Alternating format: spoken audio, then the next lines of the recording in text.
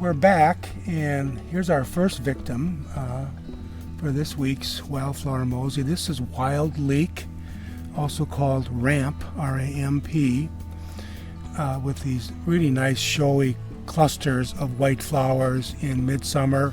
This arrangement of flower clusters is called an umbel. That's your word for the day, umbel, U-M-B-E-L.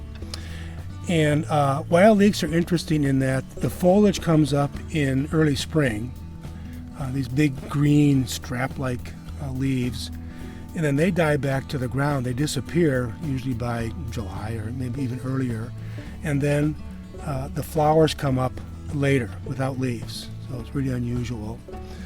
Edible plant, both the leaves and it has a bulb. It's in the same genus as onion and garlic and shallots. So edible, there's a small bulb. If we were to dig under here, we'd find a little bulb. Oh, not like as big as an onion bulb, but like a green onion.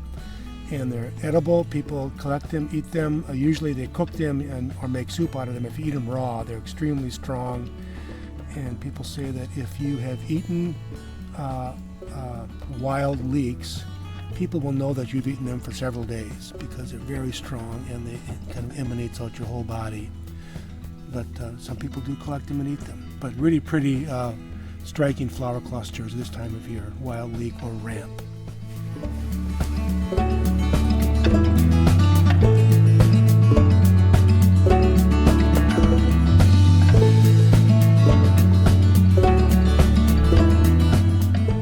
Here we have another one of our many aster family flowers. This is Daisy Fleabane, and I have to confess that until recently I assumed this was just a non-native weed. It is not. This is a native plant. It can be weedy, and I know I have it here and there in my garden that I pull because I don't want it where it's coming up.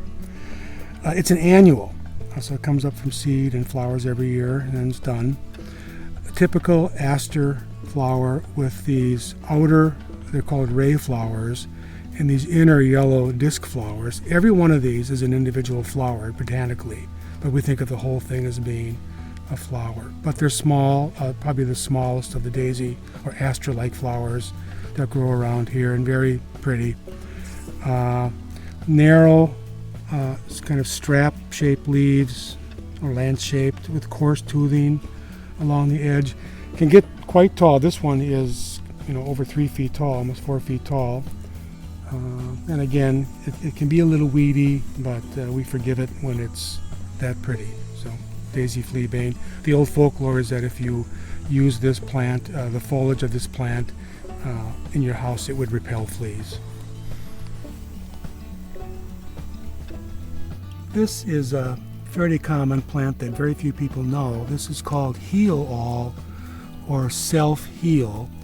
It gets that name because in the old days they would use parts of this plant to cure pretty much anything that ailed you.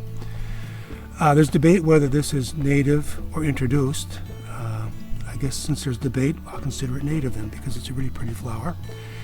Opposite leaves, these really interesting clusters of purple flowers at the end of the stem. And if you focus in closely, they're really beautiful flowers, almost like an orchid. It's got a square stem. That means it's in the mint family.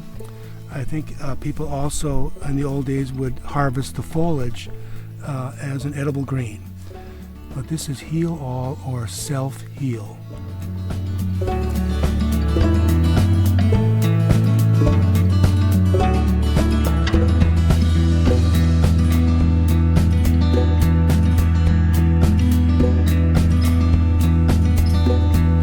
This is a plant we looked at back in May. This is false Solomon Seal or Solomon's Plume. And here the berries are not fully ripe yet. They'll turn red eventually. And here they are just starting that. And you can see how they're spotted with a darker red or purple. Very attractive. Again, they'll turn red eventually. As they get bigger and heavier, the plant droops down more and more, right at the perfect level for different creatures, squirrels, chipmunks, and birds, to eat the berries. If you remember, this was a big plume of kind of creamy white flowers back in May, but here they are now kind of halfway through their development of their berries. false Solomon seal or Solomon's plume. We'll look at this again maybe in September when they're fully red. And here we have probably my second favorite fern, of course, being Maidenhair Fern. This is Lady Fern, very delicate, soft, almost lacy. These, classic fern fronds.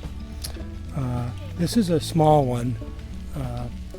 They can get up to 1.5 feet to even 3 feet tall sometimes. This is one of the ferns where the new growth in spring that comes out of the ground is called a fiddlehead because it looks like the scrolled end of a violin or cello, are edible and considered a delicacy. And that's true of many ferns, but including ostrich fern, another one of our native ferns. But some fern fiddleheads are considered carcinogenic, like bracken fern.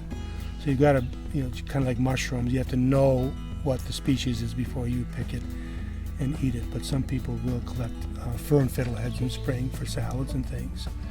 But this is a very nice, delicate, lacy fern called Lady Fern.